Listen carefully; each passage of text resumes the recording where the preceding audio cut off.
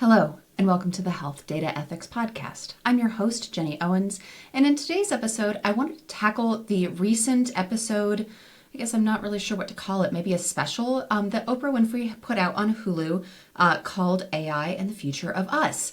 I just watched this earlier this week. It was a really interesting episode, and I thought a couple of things were interesting about it. I thought the content was interesting, and I thought that the overall way that the episode was framed and kind of pitched at the audience was really interesting. So let's dive in. AI and the Future of Us is a special that is available on ABC and Hulu. If you're interested in watching it, it is worth 45 minutes of your time, I think. The way it is set up, it's hosted by Oprah Winfrey, right? Respected journalist Oprah Winfrey. A person who I don't think I have ever really known a journalistic landscape without. And so I was really interested to see how Oprah would bring her take to this particular topic because it's near and dear to my heart. So the entire episode was framed. The commercial breaks were bracketed by what's presented as kind of everyday people talking about their thoughts and their hopes and their experiences with artificial intelligence. So you've got people who have had experience, for example, with a voice-generated scam. You've got people who are eager to use artificial intelligence in the medical field. You've got people who are concerned about the use of artificial intelligence to put people out of jobs. It's a nice way of framing it and giving the audience a stand-in right away on a topic that might be a little bit difficult to grapple with for some. Overall, Oprah invited a bunch of guests on to really tackle AI from a bunch of different angles, which I thought was very thoughtfully done. She did have Sam Altman on there from OpenAI. She had Marcus Brownlee, who's a prominent tech YouTuber, a couple of folks from an organization for responsible tech, FBI Director Christopher Wray, which was really interesting, Bill Gates, and then she had a novelist who had won several writing prizes, Marilyn Robinson, to talk about kind of the overall narrative of what AI can do, AI and creativity. And I thought this was a really, this is a nice approach. I'm not sure there's anybody else I would have added to the mix or if there's a perspective that I would have subtracted. I think it's interesting.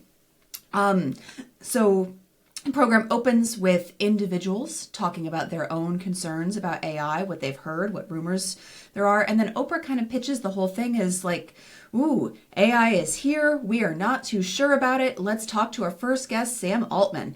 And the thing that really stuck out to me about Sam Altman, there were two things. One is that even Oprah Winfrey, who is one of the best, the absolute best interviewers that's working in the game today, she had a lot of trouble kind of connecting with him. You know, they seemed kind of out of sync. They seemed a little disjointed. And I found that really curious. The second thing that I noticed that really stuck out to me about Sam Altman's segment is that he referenced that Oprah had asked him to speak about how GPTs and how AI actually works. And if you watched or listened to the podcast, you know that we just did an episode on how GPTs work. And so Sam gives a kind of a similar explanation, but at a much higher level. It says we're showing the system 1,000 words in sequence, and then we're asking it to predict the next one. And then he goes on to say the system learns to predict, and then in there it learns the underlying concepts. And that second part is just not true. This is an overstatement of what artificial intelligence is actually doing in the current form that we're using it today. We're great at predicting text. We're great at understanding how words are linked to each other through concepts. We are not understanding the underlying concepts. We only know that there's a linkage. It's like looking at a bridge, like a suspension bridge, and seeing that the cable is there to hold the suspension bridge together. And by that, thinking that you understand engineering. That's not the case. You may understand that these two things are linked, but you don't know how or why. You don't know how to weight that or place it into context. So I thought that was really interesting. Obviously, a really interesting position for Sam Altman to have, given his role at OpenAI and his role as kind of like the face and figurehead of the entire artificial intelligence industry. So it's interesting to me that he's chosen to simplify things to the point of being not strictly realistic, although it is entirely possible that Sam Altman has knowledge about the field of AI that I, as an end user of ChatGPT, do not. So I thought that was interesting. Next up, we had Marcus Brownlee, who's a prominent tech YouTuber who demonstrated a couple of a couple of generative tools, both for generating audio files, so an audio file of his own voice, and then demonstrated some of the changes in video generation that have happened just in the past couple of years. Did a really cool video using Sora, asked Oprah to give him some text live on the soundstage, and had added that in to a generator that was trained using his voice, and it was really almost indistinguishable from his own natural speaking voice. This was noteworthy for a couple of reasons. One, he made Oprah swear, which I thought was really cute. They bleeped it out, but it was so cute.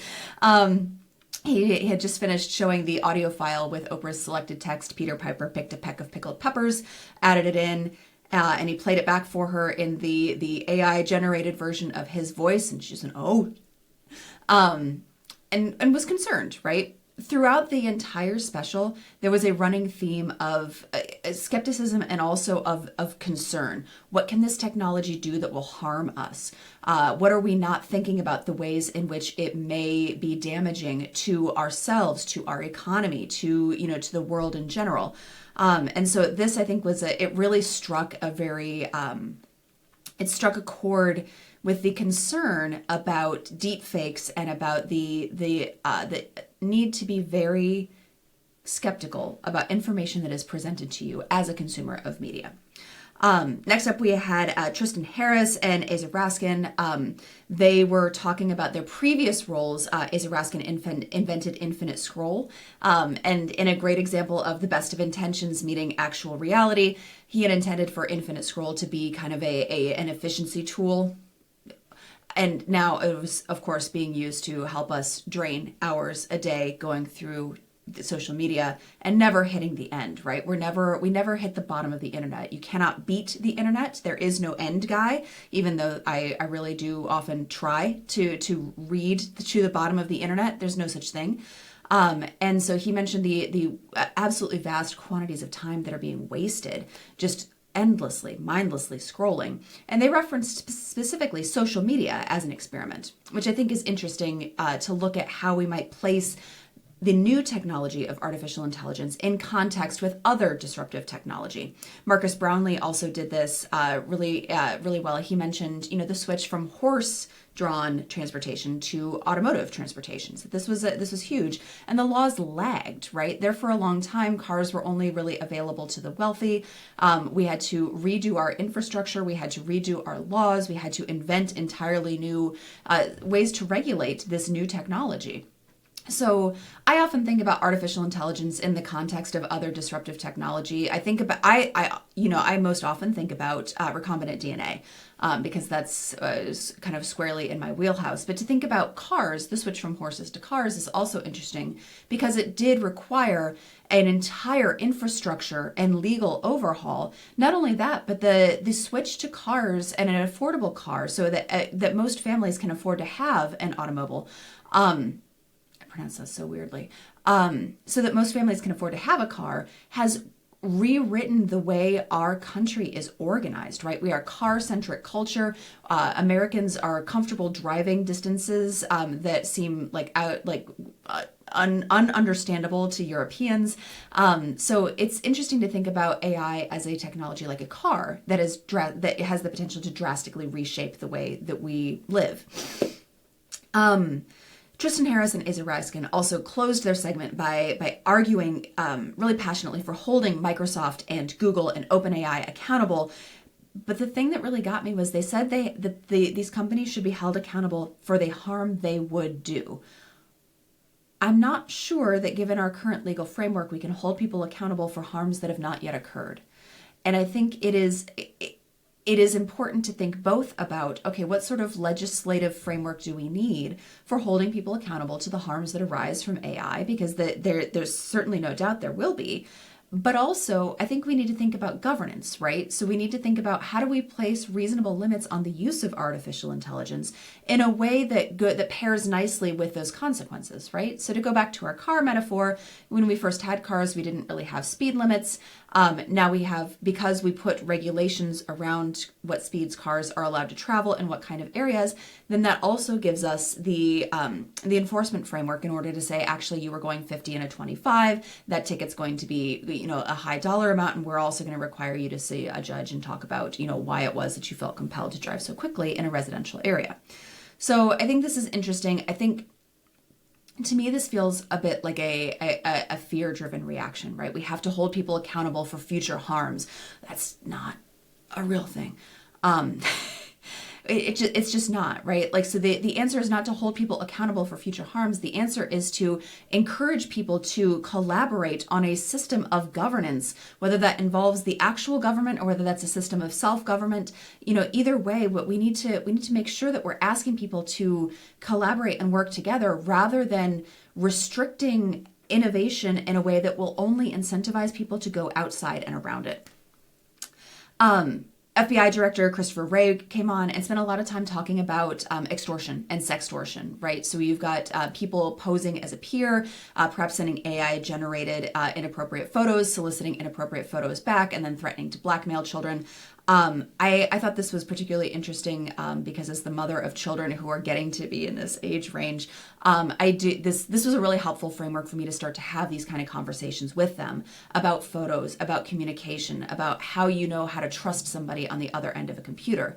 As a child of the early ages of the internet myself, the criteria that we used to run through early on no longer really applies, right? So I know that I grew up in the golden age of like anonymous chat rooms, right, where the first question was like, what's your age, what's your sex, what's your location? And these are not things that I would ever advise my children to wave around on the internet, right? I don't think it's a different world, and it's a different conversation that we need to have with our kids, even though the same fears around safety remain. Bill Gates came on and spent a lot of time talking about the ways in which AI can reshape the economy and the ways in which we need to be prepared as a country to grapple with the effects on the workforce of artificial intelligence, which I thought was interesting. And Marilyn Robinson was talking about the use of AI for creativity, and talking about, as a novelist and as a writer, can we loose our imaginations a little bit and think about the good things that we might want it to do? Can we think about a different perspective that it might bring? Can we think about the ways in which we want to work together with this technology and allow that to drive our innovation, which I thought was great too. Oprah closed by saying that AI is here, and that it is here to stay, and that we're concerned about it.